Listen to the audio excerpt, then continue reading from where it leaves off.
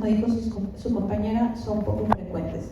Entonces, ingresamos aquí otra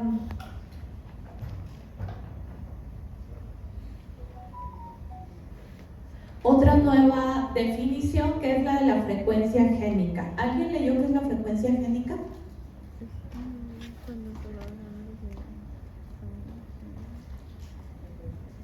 ¿Se acuerdan que era un alelo? Las versiones distintas de un gen, ¿no? Que entonces nos dan variabilidad porque se puede presentar de tal o tal forma, ¿no? El color de ojos puede variar, el color de la piel puede variar, el pelo puede ser liso o rizado, etcétera, etcétera. Entonces, todas esas variantes son los alelos, se van a presentar en distintas proporciones y todos ellos, las distintas posibles combinaciones, nos darán un 100%. La frecuencia génica es qué porcentaje de esa variante se presenta. Cuando tenemos un alelo que está presente en más del 1% de la población, entonces hacemos referencia a un polimorfismo. ¿Y cuándo o cómo ocurren los polimorfismos? O en función de qué puede cambiar el color de la piel, en función de qué puede cambiar el color de ojos.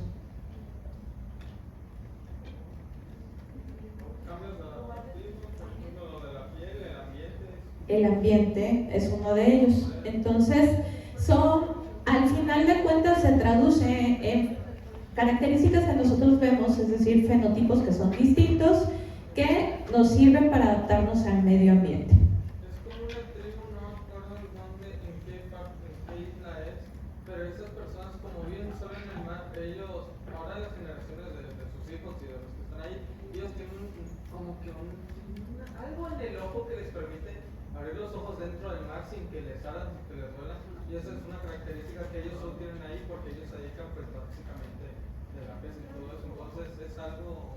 Sí, igual poblaciones, por ejemplo, que viven todo el año en el hielo, tienen un polimorfismo que les permite soportar un frío más recio, temperaturas más bajas que una persona que vive en algún otro lugar. Entonces, los polimorfismos son esos cambios que por lo menos 1% de la población lo va a tener y que responden a necesidades de su ambiente o de sus condiciones de vida. Y aquí tenemos algunos polimorfismos que son debido al ambiente. Por ejemplo, el color de la piel generalmente se relaciona con qué tanto radiación solar recibe la región de esa persona. Entonces, las regiones en donde el sol pega más fuerte tienen que protegerse, producen mayor melatonina, por lo tanto el color tiende a ser más oscuro, mientras que las regiones nórdicas, en donde generalmente no tenemos tanto sol a lo largo del año, no requieren esa protección y por lo tanto el tono de la piel tiende a ser un tono más claro. Esto obviamente no ocurre de una generación a otra, sino son cambios adaptativos que se van dando con el transcurso de los años. La alimentación. ¿Cuántos de aquí son intolerantes a la lactosa? ¿Tenemos algunos? ¿Qué es lo que pasa? Todos cuando nacemos toleramos la lactosa, ¿cierto? Tenemos que tomar leche materna. Entonces, a medida que vamos creciendo, como se supone que solamente la necesitamos en la infancia, vamos perdiendo lactasa, que es la enzima que va a descomponer a la lactosa. Entonces, a medida que vamos creciendo nos vamos haciendo intolerantes y nos va haciendo daño la lactosa. Pero resulta que hay poblaciones que se dedicaban a pastoreo y que se acostumbraron a tomar leche, era como sus principales fuentes de alimentación. Entonces esas poblaciones tienen un polimorfismo que les permite ser tolerante a la lactosa incluso en la vida adulta. Y pasa más en poblaciones de Europa, Suiza, Finlandia, todas esas zonas que eran zonas inicialmente se dedicaban a pastoreo, y también algunas zonas de África. Entonces, esas zonas que históricamente se han dedicado más a esto son más tolerantes. Con el alcohol pasa algo similar. La alcohol deshidrogenasa va a ser la enzima que nos va a hacer que el etanol se convierta en acetaldehído, y va a haber poblaciones que van a ser mucho más susceptibles a los efectos del alcohol porque prácticamente carecen de la enzima.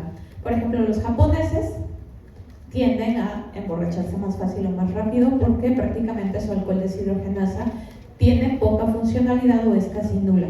En cambio, poblaciones otra vez de Europa, Irlanda, por ejemplo, tienen un polimorfismo que les permite consumir grandes cantidades de alcohol, que de hecho sus cervezas son famosas por eso, porque el grado de alcohol es muy fuerte y a ellos parece que no les pega, pero es simplemente la adaptación a una conducta que estuvieron repitiendo por muchos años. Y ya lo vimos, la selección provocada por enfermedades. ¿Se acuerdan que dijimos la drepanocitosis? Y en realidad todas las enfermedades de la hemoglobina, las talasemias, la drepano, las deficiencias enzimáticas, son enfermedades que son más prevalentes en algunas regiones del Mediterráneo, en Europa y parte de África. Y esto ocurría porque precisamente eran zonas en donde el paludismo era muy endémico, y entonces el tener estas mutaciones hacía a las personas, o hace a las personas todavía inmune a los efectos de la malaria, porque no puede haber parásitos intracelulares viviendo en una célula que está defectuosa. Entonces fue básicamente la forma de defenderse, pero que a la vez, ya dijimos en algunas ocasiones, si ambos padres tienen el mismo polimorfismo, pues ahora sí tenemos una enfermedad. Entonces, básicamente todos los defectos de la hemoglobina me llevan a protección contra parásitos intracelulares.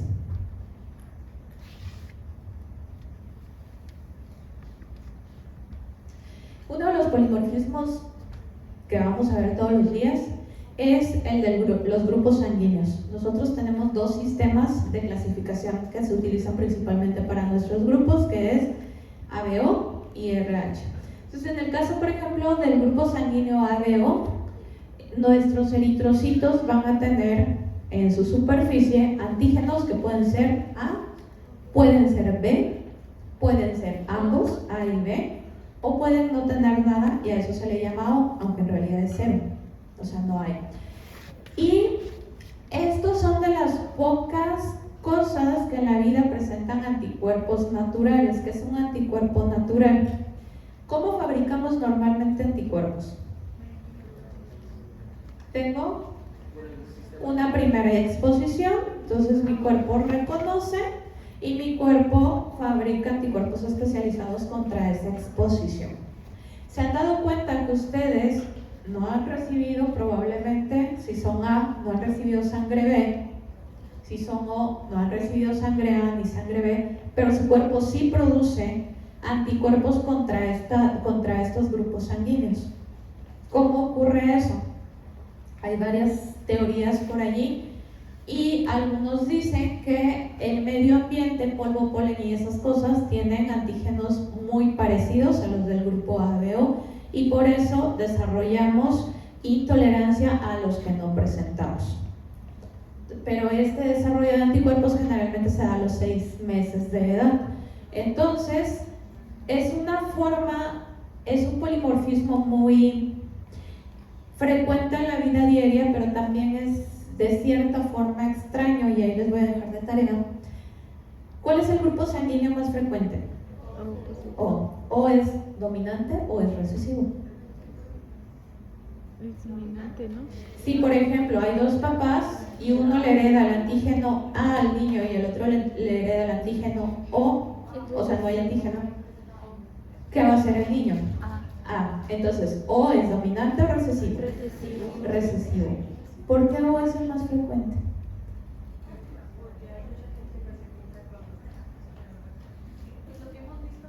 Ajá.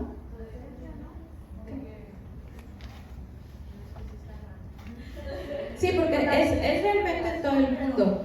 Hay ciertas poblaciones, Europa sobre todo, donde es más frecuente el A, pero en general a nivel mundial sigue siendo más frecuente el O. Entonces la pregunta es, si se supone que es recesivo, ¿por qué es frecuente? Se lo pueden llevar de tarea. ¿Ok? Entonces ese es uno de los polimorfismos como más raros. Además, el grupo sanguíneo ABO presenta otra característica que hasta ahorita no habíamos visto.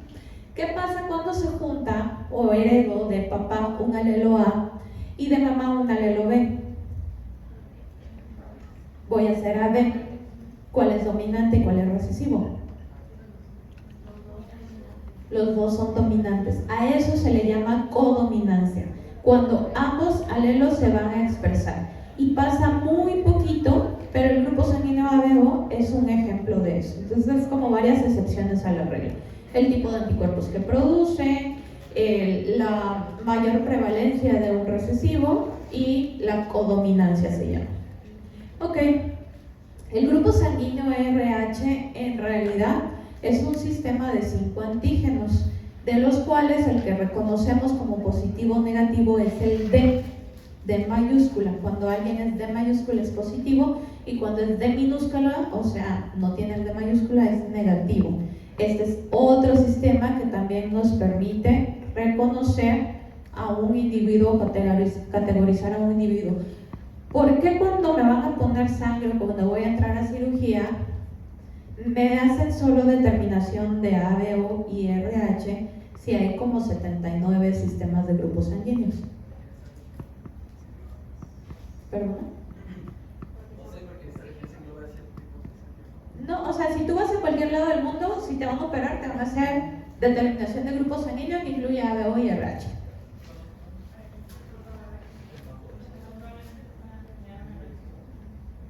Ajá, por ahí. Pero hay muchos más. O sea, está el sistema MNS, Kelly, Duffy, Diego. O sea, hay un montón. ¿Por qué solo esos? ¿Por qué cuando voy a un laboratorio solo me hacen esos? ¿Cuál? No. O sea, todos tienen alguna función dentro del evitus.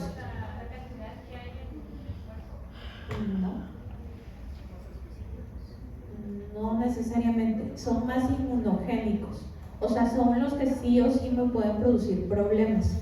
Los otros generalmente no producen anticuerpos, en cambio ellos sí me van a producir anticuerpos si me ponen otro tipo de sangre que no es.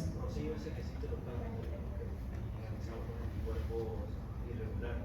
Ajá, sí. En ciertas pacientes sí es necesario hacer el panel de todos los demás que no son ABO, porque repetidamente reciben transfusiones. Entonces, cuando sabemos que vamos a tener un paciente así, pacientes hepatópatas, pacientes para trasplante, sí es necesario hacer todo el panel completo de todos los grupos sanguíneos que importan. Sí. Son más de 70, nada más con eso. ¿Ok? Clínicamente significativos depende de la región, y ese es otro polimorfismo, porque hay regiones en donde ciertos anticuerpos son más prevalentes. ¿Ok? Sí, todos tenemos otro tipo. Nada más que cuando yo voy al laboratorio solamente me sacan mi grupo ABO y RH. ¿Ok? Entonces, cuando una persona está embarazada, cuando una persona tiene alguna enfermedad reumatológica, la transfunde mucho, me puede hacer los otros anticuerpos que son irregulares, y entonces ya tenemos que buscarla y que ponerle una transfusión que no tenga todos esos que le hacen daño, digamos. Lo de los positivos, según lo que estoy buscando aquí, dice que, o sea, se debe de dar 2 alelos y, o sea, uno de la mamá y uno del papá para que sea Sí, entonces la pregunta precisamente es eso.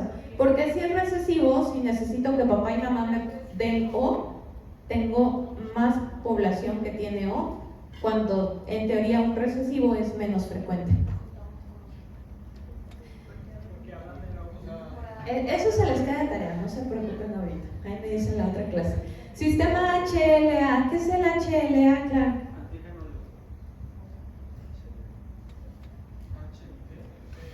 HLA, Ok, ¿para qué me sirve eso? Okay. Para reconocer material externo al cuerpo por las células presentadoras de antígeno. Ok, entonces nuestras células presentadoras de antígeno, neutrófilos, macrófagos, linfocitos presentadores, tienen como un pasaporte. Ok, es tu identidad. Lo que no coincide con mi HLA, mi sistema de antígenos del HLA no es mío. O sea, las proteínas que tienen las células de mi cuerpo son estos. Si algo no tiene estas proteínas, se reconocen como algo extraño que hay que atacar. ¿Para qué me sirve? Sí. Sí. Ok, entonces, ¿para qué me sirve saber o conocer mi HLA? ¿O es necesario que yo lo conozca?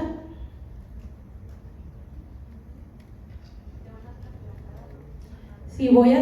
Alguien... Ya estaban aquí, ¿no? Cuando vino VideoMatch, ahora NMD. Ok, ¿alguien se registró? ¿Sí? Bueno, sí hubo ya alguien que donó. Ajá, ¿para qué? ¿Para qué el raspado?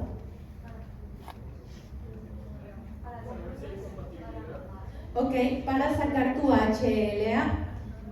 El sistema de antígenos que tiene tu cuerpo, por números, no vamos a meternos en cómo se saca, pero por números y letras, el sistema que es propio, idéntico tuyo. Ok, ¿por qué es necesario hacer estas bases de datos de HLA? O sea, ¿por qué es necesario? ¿Por qué importa ¿cómo digo? La buena causa de voy a registrarme. Bueno, yo leí por ahí que hay diferentes alelos de HLA. La expresión de algún tipo de alelo normalmente predispone a ciertas enfermedades genéticas, como por ejemplo el artritis reumatoide, cuando se desarrolla. Entonces, saber bien, no, en este caso, yo no sé cómo se hacen esos estudios, ¿no? Pero te ayuda pues a entender cómo, si eres como Predispuesto, tienes predisposición, nos va a presentar, eso es correcto. Pero, ¿por qué habríamos que buscar diferentes HLA de mucha gente? Pues los que presentaron eso, me acuerdo que mencionaron que es muy raro encontrar a alguien que sea igual, o sea, tengan el mismo HLA o que sea compatible con el tuyo. Entonces, ellos buscaban tener una amplia selección para que sea el grupo, o sea, alguien se registraba con ellos y yo tuviera como que por dónde buscar o quizás alguien que quiera compartir algo contigo. Ok, claro. Sí. Entonces yo tengo la mitad de HLA de mamá y tengo la mitad de papá. Esa es tu compatibilidad.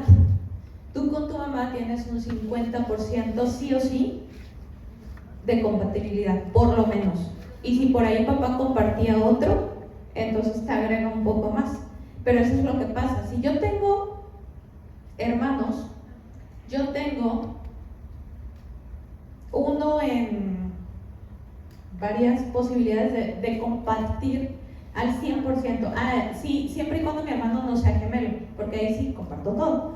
Pero si no es gemelo, entonces mi compatibilidad puede ser del 80, del 90, pero no del 100%. Entonces, los trasplantes depende mucho del tipo de trasplante que se vaya a hacer. Yo no me explicaron muy bien esa parte, pero me acuerdo que la señora por letras. Ajá, exacto. Sí. Entonces, depende, para trasplante de médula generalmente hacemos un sistema de 10 antígenos de compatibilidad, de los cuales, dependiendo lo que querramos y el tipo de enfermedad que se está combatiendo, debemos de tener los más posibles, idealmente 9 o 10 compatibles. Ahora, bueno, ya no tan ahora, de unos 10 años para acá, se han encontrado la forma de hacer que un HLA al 50% compatible pueda funcionar. Porque ¿cuál es el riesgo de que yo trasplante a una persona que no es un HLA compatible al 100%? Rechazo, que su cuerpo lo reconozca como no propio y me lo rechace. Entonces, el 50% se llama ahora haplotrasplante o trasplante haploidéntico, o sea, la mitad. Y entonces tengo una combinación especial de inmunomoduladores, o sea, sustancias que me hagan que no se rechace, pero que a la vez, es que en trasplante tengo que hacer dos cosas. Una, que el trasplante no se rechace, y otra, que eso que estoy trasplantando haga un efecto contra tumor. ¿Sí? O sea, tengo que dejar que actúe, pero mi cuerpo no lo debe de rechazar, y ese efecto contra tumor puede llevar consigo también lo que se llama enfermedad de injerto contra hospedero, ¿ok? Que es lo que yo le puse empieza a atacar a la enfermedad y al que se trasplantó. Entonces es toda una balanza al momento, ya no tanto del trasplante, sino post-trasplante, con los inmunosupresores para poder hacer que funcione el injerto, o sea, que no se rechace, pero que tampoco me haga tanto desastre contra el hospedero. Por eso que sí, inmunosuprime. Exacto, entonces se necesitan dosis muy altas de inmunosupresión para hacer que el cuerpo lo acepte, pero luego necesito modular esa inmunosupresión para que el injerto, el trasplante, actúe contra la enfermedad. Y vamos a tener que entre más, eso es sí o sí, si actúa mucho contra la enfermedad, también va a actuar mucho contra el hospedero. Entonces ahí es donde tenemos que estar en un estira y afloja de que no me produzca tanto daño. Ok, pero para eso me sirve la HLA, entonces para encontrar a gente que sea muy parecida. Porque ¿qué es lo que pasa en la mayoría de las veces? Hablamos de todos los trasplantes. Yo les hablo del mío, que es el de médula, pero hablamos de todos. ¿Qué es lo que pasa en la mayoría de las veces? Se empieza a estudiar a la familia, se empieza a estudiar al hermano, entonces un 80, un 70, no encontramos un óptimo. Y hay mucha gente que ni familiares tienen. O que ya son adultos mayores y entonces la familia ya tiene diabetes, hipertensión y otras causas por las que no pudiera ser un donador. Entonces la idea es encontrar entre quienes no son familiares en esta ruleta que es la variabilidad genética a alguien que comparta su mismo tipo, pues prácticamente de sistema inmune, igualito con los mismos antígenos y que aunque no sean familiares puedan ser compatibles. Entonces eso es lo que se busca en la donación. Y llenando más de esto, la clase que usted mencionaba de que también la diferencia que puede haber entre un hombre y una mujer respectivamente en la compatibilidad, también es lo mismo. Bueno, que ya había mencionado. Sí, entonces en el APLO es diferente, por ejemplo, una mamá va a recibir un trasplante, a un hijo va a recibir un trasplante, porque ahí, por ejemplo, la mujer como donadora se prefiere que sea el hombre. ¿Por qué? Si estuvo embarazada en más de una ocasión, ya hizo cierto tipo de reacción inmunológica con sus hijos. Entonces, entre más hijos haya tenido, igual es mayor la producción de anticuerpos que va a tener. Entonces, es toda una ciencia, pero básicamente lo que hacemos al buscar donadores que quieran más adelante ser es, no les van a llamar a menos de que se encuentre a alguien que sea compatible con ustedes. ¿Okay? Y bueno, y si aceptaron estar en este registro hasta los 40 años. 40 años. Ok. Ahora, ¿qué es lo que pasa con México? Fíjense, a mí me tocó hacer trasplante en Barcelona y ahí está como una de las referencias de trasplante, que es del doctor Enrique Carrera, y él inició no me acuerdo cómo se llama el registro, pero el registro europeo, que incluye a varios países que no necesariamente eran de Europa. Entonces él nos presentó por regiones los polimorfismos presentes en cada población y resulta que nosotros, México, somos después de, no me acuerdo, algún país no europeo, sino de Medio Oriente, somos la segunda población con mayor variabilidad genética en HLA, por lo tanto, los segundos mejores donadores. O sea, por eso importaba tanto que México entrara en el registro. Sí, por la mezcla que somos de razas, básicamente. Ok. Otro de los polimorfismos, metabolismo farmacológico. Si vieron farma y leyeron farmacocinética y farmacodinámica, casi todo se va por P450. Entonces, esa superfamilia de citocromos P450 abarca genes que van a codificar para más de 80 proteínas que me van a interferir con el metabolismo de los fármacos. Y entonces vamos a tener que todo lo que se metaboliza a través del citocromo P450 va a depender, en su metabolismo va a depender mucho del polimorfismo que tengamos. Entonces, por poner un ejemplo, la warfarina es un anticoagulante que utilizamos normalmente, que se metaboliza en el hígado en los pacientes que tuvieron trombosis o tienen predisposición a tenerla.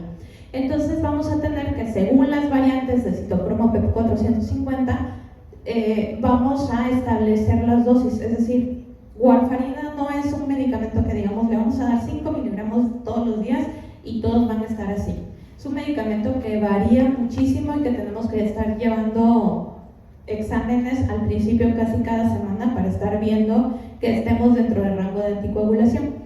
Lo que se ha visto es que los asiáticos tienen un polimorfismo que permite que sean mucho más susceptibles al medicamento, entonces ellos necesitan muy poquito anticoagulante para poder tener un efecto pleno de anticoagulación, mientras nosotros los hispanos necesitamos un poquito más, estamos en segundo lugar, seguido de población blanca, y por último, afroamericanos necesitan muchísima más dosis de medicamento para tener exactamente el mismo efecto. Entonces, prácticamente lo que tenemos serían ensayos por grupo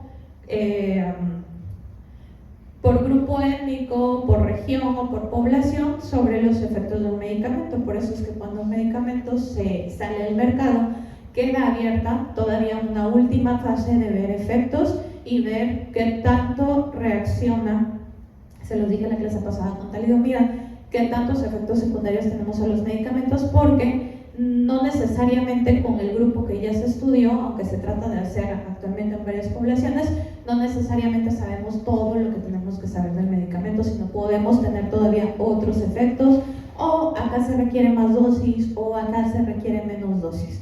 ¿Ok? Entonces te los pongo yo, por ejemplo, con la quimio. La verdad es que, hablando otra vez o retomando la rotación del trasplante, tú ves a la gente de allá y parece que no les pusieron nada. O sea, la gente anda haciendo ejercicio todavía en su cuarto, aislado, pero bastante bien.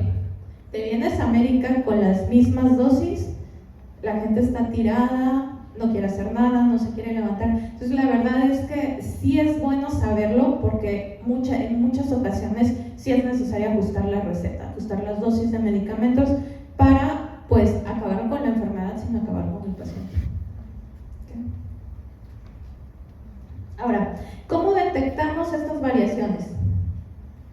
Estos polimorfismos. Hay muchas técnicas, pero vamos a ir de las más fáciles y de las que tenemos más a la mano. ¿Cómo detectamos grupos sanguíneos?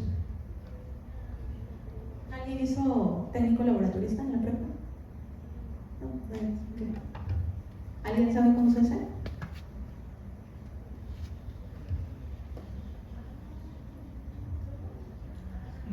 En un tubito separan solamente los glóbulos rojos y el laboratorio tiene dos tipos de suero, un suero anti-A y un suero anti-B. Entonces, ¿cuál es la idea? Como mi tubito tiene antígenos, es una reacción antígeno-anticuerpo. Si yo soy A positivo, entonces cuando me pongan suero anti-A, va a haber una reacción de aglutinación. Quiere decir, esa persona es A. Una persona que es AB va a aglutinar con ambos porque está produciéndose una reacción antígeno-anticuerpo. En cambio, una persona que es O, aunque le pongan anti-A y aunque le pongan anti-B, pues no va a tener ninguna reacción, ¿ok? Porque no tiene antígenos ni A ni B. Entonces es básicamente una reacción antígeno-anticuerpo que se hace mezclando unas gotitas de anticuerpos ya de laboratorio contra las células que estamos probando. ¿Sí se entiende al principio? Okay.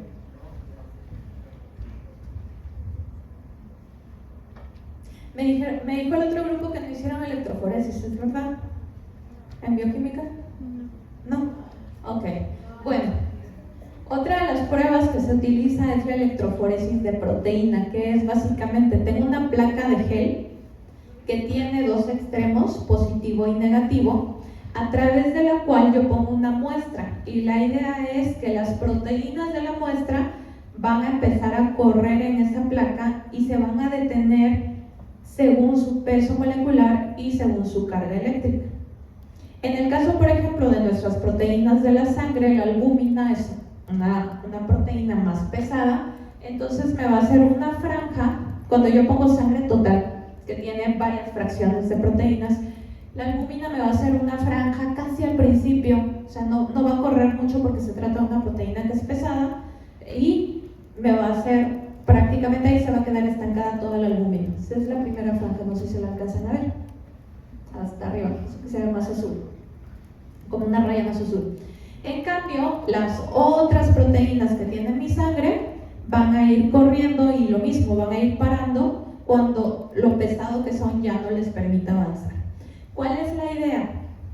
En una persona normal vamos a tener albúmina, digamos que relativamente en grandes cantidades, y va a ser la proteína que más va a prevalecer. Pero las globulinas, perdón, las proteínas pertenecientes a la región gamma, que son menos pesadas, van a poder correr porque son más ligeras. Entonces, ¿qué pasa? ¿Cuáles son las proteínas de la región gamma? Ya se me salió, ya se los dije. ¿Cuál?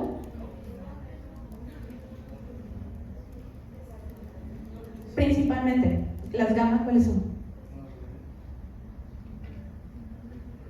Bueno, sí, fibrinógeno, inmunoglobulinas y nuestros anticuerpos. Entonces, ¿qué pasa? Si yo tengo una infección, o si yo tengo una enfermedad, o tengo desnutrición, ¿qué va a pasar con mi región de albúmina si estoy desnutrido, por ejemplo? Ahí se va a parar, pero va a ser mucho más pequeño. Entonces, al momento de hacer yo el cuánto tengo de cada una, esto se va a ver el pico menos alto, ¿ok? Porque está desnutrida la persona.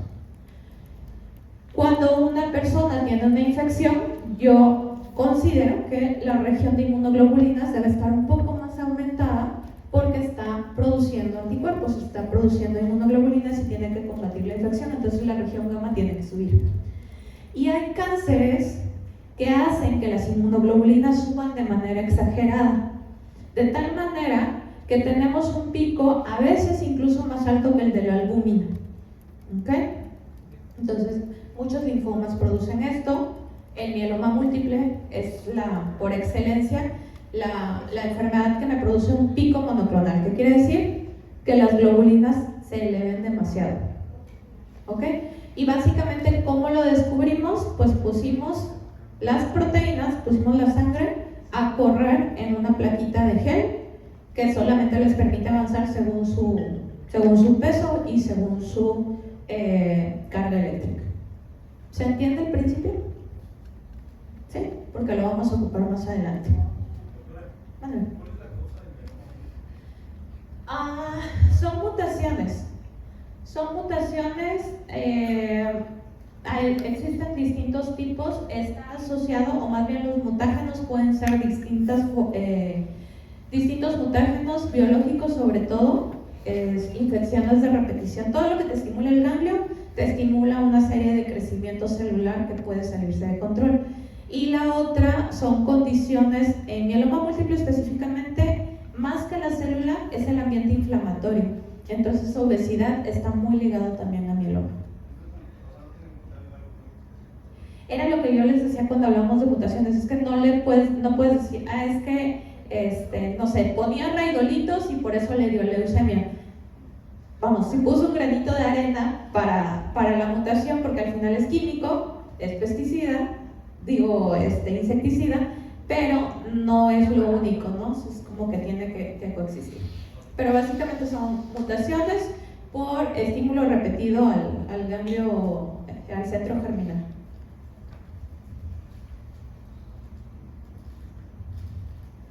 Ok, Soderblom. ¿Cómo encontramos al asesino?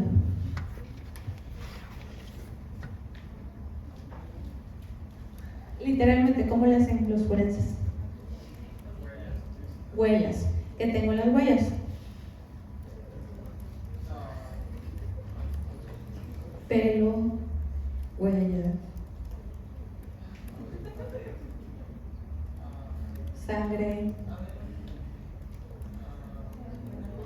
O sea, tengo que tener primero una fuente. Para poder hacer esa técnica, que de hecho nació como una técnica forense, nace a partir de tengo ADN de quien estoy buscando. Puedo no saber quién es, pero tengo ADN. Cabello, fluidos, etcétera, etcétera. Tengo una muestra que quiero empatar o quiero ver si mis sospechosos son o no. Entonces, ¿cómo lo hacen? Existen unas enzimas. Bueno, tengo la muestra que yo encontré en la escena del crimen, tengo a mis probables sospechosos, pongo la muestra en un, ¿cómo se llama? en un frasco y dentro del frasco coloco algo que se llama enzimas de restricción, que son enzimas que me van a cortar en fragmentos el DNA, lo van a hacer más pequeño para que se pueda ver. Restricción, o sea, cortes a mi DNA de la muestra. Y después lo van a pasar, prácticamente van a hacer una electroforesis. Entonces, pero va a ser una electroforesis ya no de sangre total, sino de una muestra de DNA por proteínas o enzimas de restricción, una electroforesis de DNA cortado. Después voy a poner una membrana, que es la transferencia Suder, que va a ser para, pues prácticamente como hacer una calca o pasar allí mi electroforesis de ADN. Aquí ya no es de proteínas, aquí es de DNA. Entonces hago una calca. Después pongo una sonda marcada de ADN. ¿Qué quiere decir? Una secuencia complementaria de lo que ya tengo yo. Aquí estaba estudiando todavía mis sospechosos. Ahora sí pongo mi secuencia complementaria, que es de la muestra que ya conozco, de lo que encontré yo en escena de crimen. ¿Ok? ¿Y cuál es la idea? Lo caliento y si son iguales los fragmentos de DNA, tiene que haber complementariedad, entonces se tienen que pegar. Entonces lo paso por una película que es radiactiva, que me va a hacer que se iluminen las zonas que sí son compatibles. La idea es que sí, entre más compatibilidad haya, es más probable que esa persona sea la persona que estoy buscando. ¿Sí me siguen? ¿Sí? Ok, entonces básicamente eso es lo que se hace en Suderblot.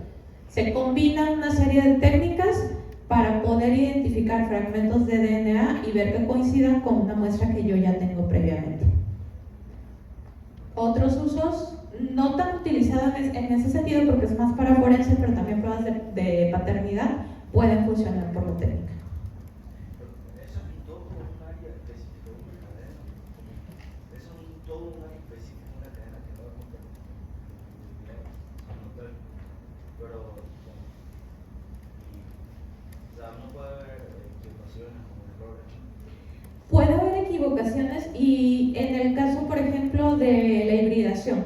Para que se lleve a cabo la hibridación tienes que calentar a cierta temperatura la muestra, entonces dejarlo cierto tiempo, hacer adecuadamente el marcaje de fluorescencia. Esas cosas pueden ser técnicas mecánicas y darme falsos negativos. Pero si tienes un falso positivo, pues ahí sí no tienes mucho chance de decir no era. ¿Okay? Entonces sería muy dependiente ahí de la persona que hiciera el análisis forense.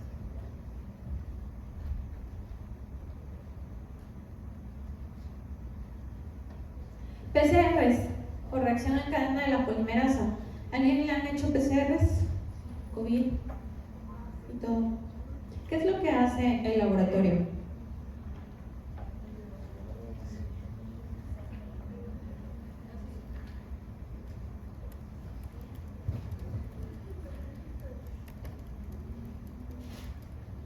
¿Se acuerdan cómo tengo, o cómo se llama el proceso de obtener DNA a partir de DNA? Ajá. DNA a partir de DNA, ¿qué es? Replicación. ¿Qué ocupaba yo para replicación? Enzimas que me abrieran la cadena, enzimas que me copiaran la secuencia. Necesito nucleótidos, obviamente, porque es mi materia prima. Y necesito a la primasa que me llevaba a los primers. Esto es como hacer una replicación muchas veces, pero in vitro. ¿Cómo lo abro si no tengo helicasa? Caliento la muestra. Entonces, se calienta la muestra a una temperatura que no me degrade el DNA, pero que sí permita abrir la doble hélice. Luego agrego primers, como la función de la primasa. ¿Ok? La idea, ¿cuál es? Esos primers son parte de una secuencia de algo que yo estoy buscando. ¿Ok? Si estoy buscando COVID, son para iniciar la replicación viral. Si no hay virus, ¿qué va a pasar? Nada, negativa la prueba. Si hay, se inicia la replicación. ¿Ok? Entonces, primers, luego una polimerasa que se llama TAC polimerasa, que es una polimerasa que es estable a las temperaturas que van a estar variando, y nucleótidos. Entonces, se va a repetir el ciclo. Otra vez caliento, otra vez primers, otra vez polimerasa a una temperatura ya más fría, y luego otra vez, y así es un ciclo repetido. ¿Cuántas veces me va a dar para repetir la reacción? ¿Cuántas veces puedo repetir la reacción? Las veces que me dé mi muestra o mi cantidad de virus que hay para repetirla. Entonces, por eso tenemos PCRs que son cualitativas, que solo me dicen si encontré o no encontré, que son las que hacemos mayormente en virus. Pero también tenemos PCRs que son cuantitativas, cuánto encontré, cuántas copias pude replicar a partir de la muestra que tú me diste. ¿Ok? Usos de la PCR. ¿Diagnóstico de qué?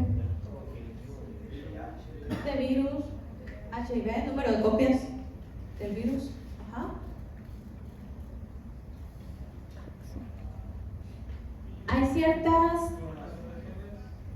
Hay ciertos cánceres que tienen mutaciones que me generan una proteína nueva o un gen de fusión nuevo.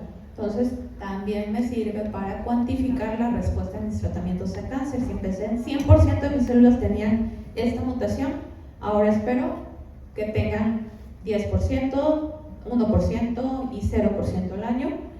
Para eso también me sirve.